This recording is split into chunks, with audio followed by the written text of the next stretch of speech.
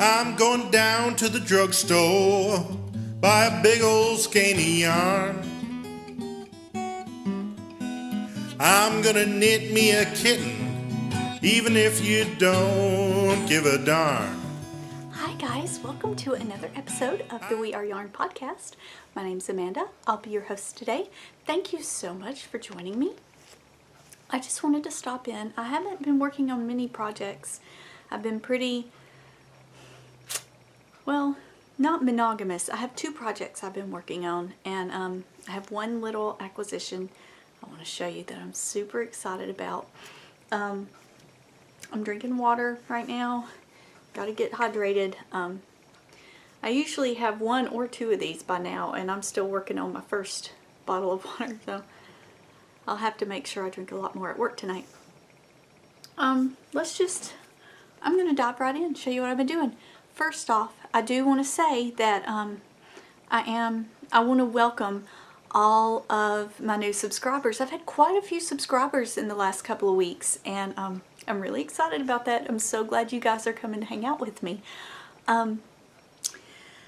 If it's because I've been trying to think of what I might have done to all of a sudden be getting subscribers, if it's because of the sweater knit along, I'm not going to go over all the rules every time. I've decided I've gone over them every time I've recorded this calendar year, and once or twice maybe before.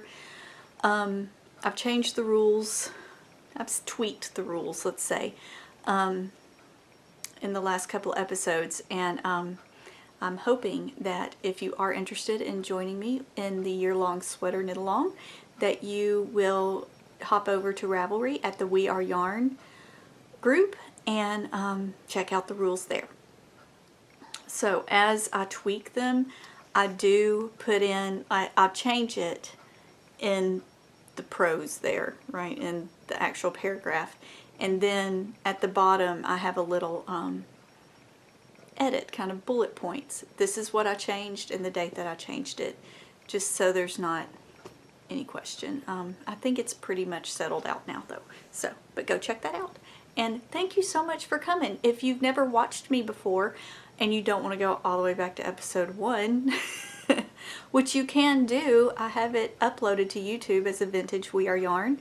I need to start uploading more of my vintage episodes for you guys in these times when I'm not really putting out a whole lot of content.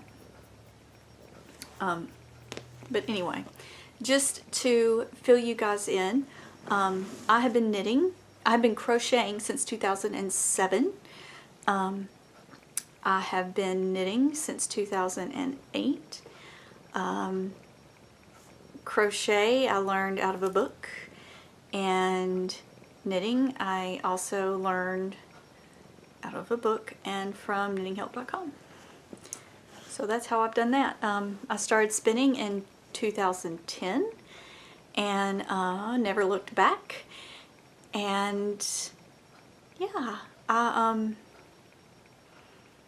recently started picking up the hook more often though. I was pretty much all knitting all the time there for a while, and I've gone back. I've been doing some more crochet and falling back in love with it. I think it will always be my first love. I just had to be reminded of that. My original craft was cross stitch. When I was a wee young child, like 6 or 7, my mama taught me how to cross stitch. And I've actually been toying with the idea of going back to that too. So, we'll see though. But let me show you what I've been working on. I've been working on my sweater for the knit along, and I have high hopes of finishing this very soon. I have now, you guys know I did the yoke, and then, oh, I lost something in the floor. I'll have to remember to pick that up. I had knit the yoke and completed one ball of yarn, and then I knit my sleeves. Here they are. Do you guys remember me talking about how I was going to shorten the sleeves and not do the rolled over cuff? I just followed the directions. I decided I didn't feel like thinking about it. So, but there's one sleeve. Here's the other sleeve. Alright, so what I want to show you guys, I used to be a 2 at a time girl, and I'm beginning to think that I may not be so much a 2 at a time girl. For my sleeves now, I have been inspired by several podcasters that I use these little stitch markers. I bought a lot of 100 of these light bulb stitch markers on Amazon, and I use them to mark each of my decreases. I put so I count how many decreases I'm going to have, and I put those on the sleeve, or up here on the shoulder is what I did. And then as I did a decrease, I just grabbed a marker, and then when I was out of markers, I was out of decreases. Time to do the next thing. So and that worked really, really well. I'm really careful about counting my rows to make sure I'm on track. There was one time when I wasn't on track. I may have knit several rows too far, and my mother-in-law was making fun of me for it in a friendly, poking sort of way. But I need to sit up straighter. But so I just put my decrease marker. I don't know why I'm all of a sudden like I'm looking at myself and having to play with my hair. What is this?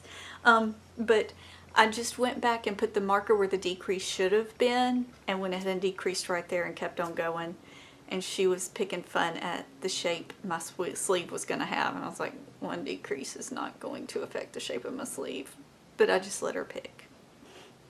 She was having fun. So now I'm ready to go back to my body. So the sweater I'm knitting, if you're interested, I'm sure you are, is Mailin by Isabel Kramer.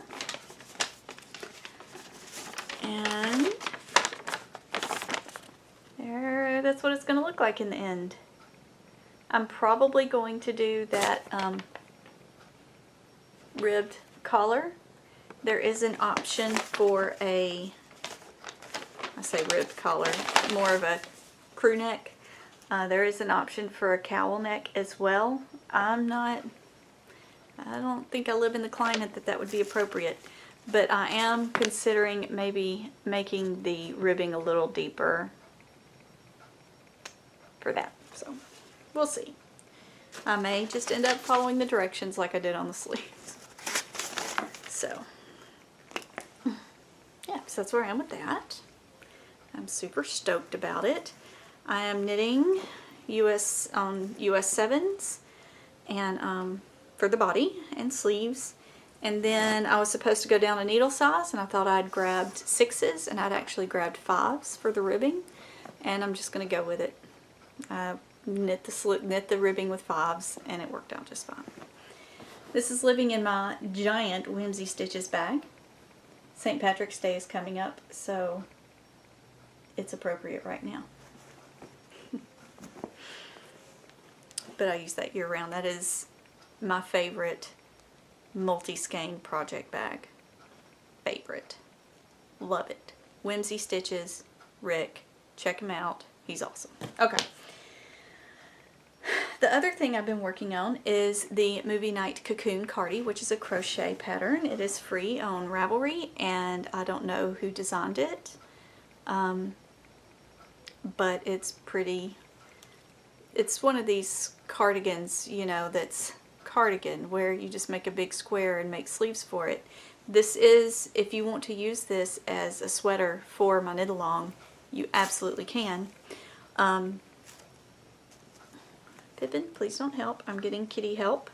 So this is what my square looks like so far. I have not measured it, but it is huge. I can see you through it.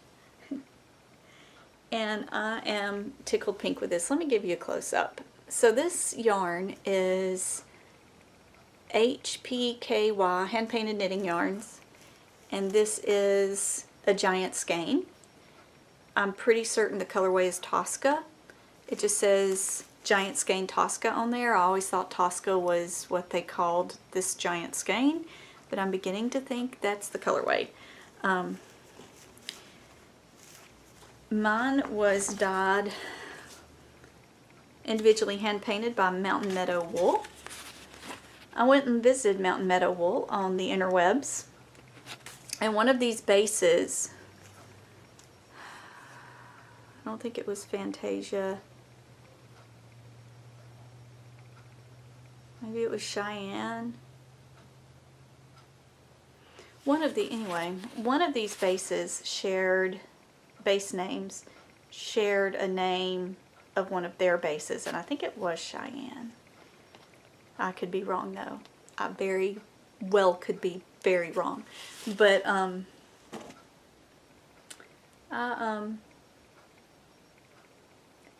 that's why I'm starting to kind of put it all together, that maybe they get bases from, 12 different dyers, and a base that the dyer feels is unique to them, and then each dyer gets a giant skein to dye. I could be wrong. I don't know. I haven't seen these for sale for a long time, so I don't know. I bought this ages and ages ago. So what I did, so you get those 12 skeins. So what I did is I divided each skein in half to start, and then I magic knotted them and made giant cakes out of it. And I've just been crochet, crochet, crocheting. And I love the effect of it. I think it's, I'm much happier with this than I expected to be. Because when I bought this, I was still a fairly new knitter. I think it was maybe 2010, maybe 11. I was still a fairly new knitter, fairly new at the yarn arts, and I was still enamored with all these different novelty yarns. And then as I have grown as a knitter, I have become more refined in my preferences, and I like more, I'm not as into the novelty kind of stuff anymore. I even feel myself pulling away from Stellina glitter yarns, except maybe when used in socks. I love my socks to be glittery, or accents like I did in the starting point. You can go back and check out my starting point from last year. I'd used a couple of glittery ones in there, and that just little sheen really added to it. But I think dividing these balls up in half, and then so just using half of a skein at a time and having it all mixed up, a smooth with a novelty and a smooth within a novelty, I think it's really made it nice. And I'm looking forward to being able to wear this very soon, because this ball, once I'm down to the end of this ball, I will complete that round with one of these. This is, I split this in half and then realized I didn't need to. So I will complete the round with one of these, and then seam it up and do my little arm things and go around the neck thing and until I'm out of this, and then I'll be done. I'm excited. So yeah, that's that. Pleased as punch with it. Finally, my acquisition, and then I'm going to be heading over that direction to get ready for work. I'm sorry about shuffling. So we had a trunk show at my local yarn store, the Hook and Needle, and it was the Fiber Studio. So the Fiber Studio came by with some lovely things, and they were having a special on their Cashmere Silk Fingering Blend that, oh, there's the price. I never could find the price on their tags, but I just knew they were having a special on their cashmere silk that if you bought 3 skeins, you got 20-something dollars off to make a 3-color cashmere cowl by Joji Locatelli. And I fell in love with this one green that they had, and I was going to make it neutral, but I couldn't decide between 2 or 3 different colors, and everybody had an opinion, and that's fine. I was asking for opinions, but then Abby there in the shop was like, you know, I mean, this is pretty together. And I was like, I am kind of enamored with that combination of colors, and I have been for a long time, and I need to just do it. So I did. So these are my 3 colors. This is Sand Dune, Turquoise, and what'd she call this one? Tangerine Dream.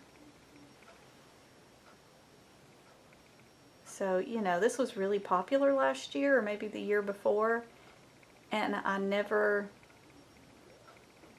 I couldn't make it happen out of my stash, and I've been working really hard to use my stash.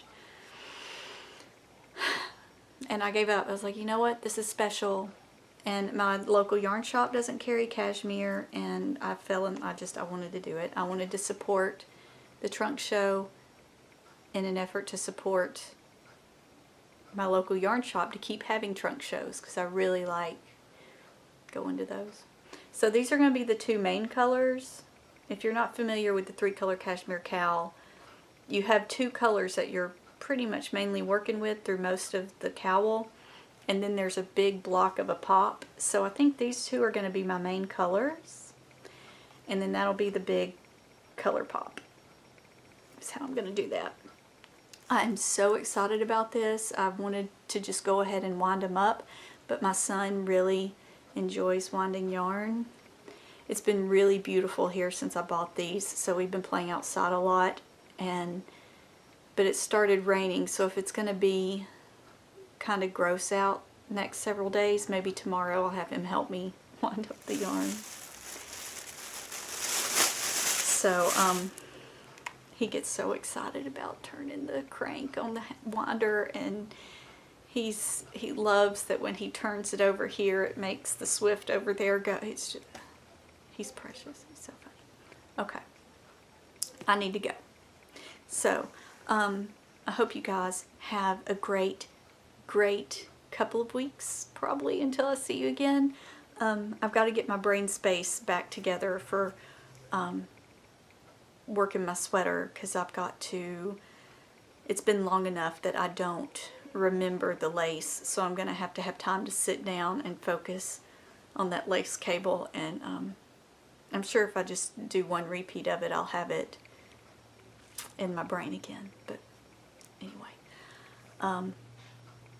it's just really easy to pick up my giant granny square and work on it.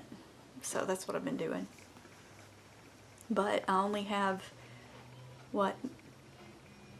it's the 21st. I only have 5 weeks left, I guess, maybe 6-ish weeks left to get that body done before it's time for the next quarter and the next sweater. Gotta do it. Okay, but I'm gonna go. Bye, guys. Maybe I'll pop up a vintage We Are yarn this weekend, so be on the lookout for that too. Bye. I just can't wait to finish. I got the kitten in blues. No, I just can't wait to finish. That's why I got those kitten in blues.